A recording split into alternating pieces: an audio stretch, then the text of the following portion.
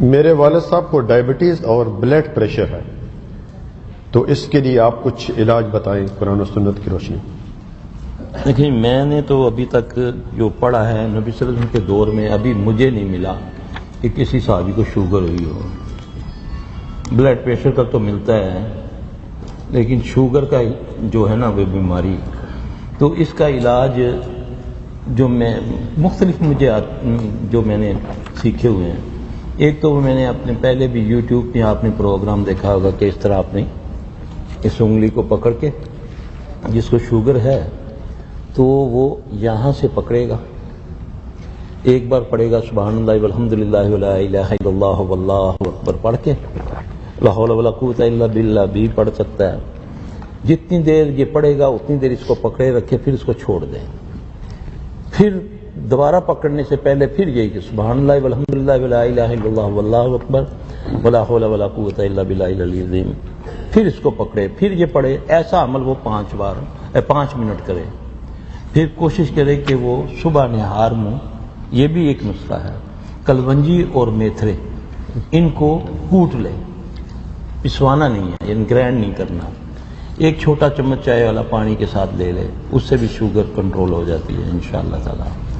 دوسرا دھنیا سبز جو ہے، اس کا اگر وہ 3-4 ٹہنیاں لے کر ٹہنیوں سمیت اس کو گرینڈ کر کے عصر کی نماز کے بعد جب پیٹ خالی ہوتا ہے، کیونکہ زور کے 2 گھنٹے بعد پیٹ ویسے بھی ہضم ہو جاتی ہے ہر چیز، تو اگر وہ 1 گلاس پانی کا دھنیا سبز کا لے گا تو انشاءاللہ تعالی شوگر اس سے کنٹرول ہو جاتی ہے اللہ کے حکم سے۔ باقی اللہ شفا اللہ کے پاس ہے، یہ مجرب طریقہ ہے یہ والا، یعنی کہ مسنون نہیں ہے، نبی سے یہ ثابت نہیں ہے، یہ تجربے سے بتا رہا ہوں۔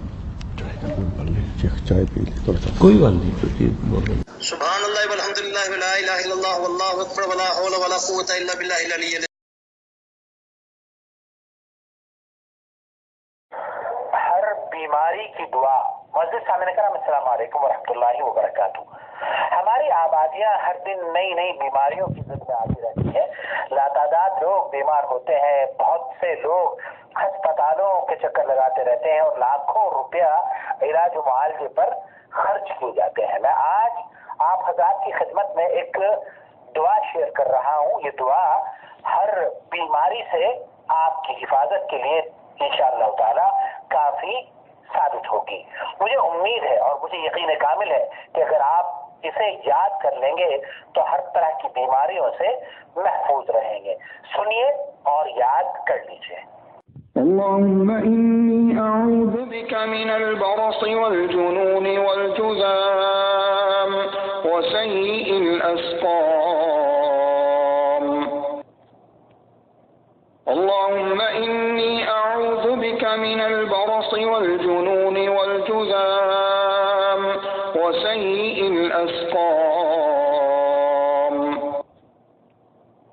اللهم إني أعوذ بك من البرص والجنون والجذام وسيء الأسقام۔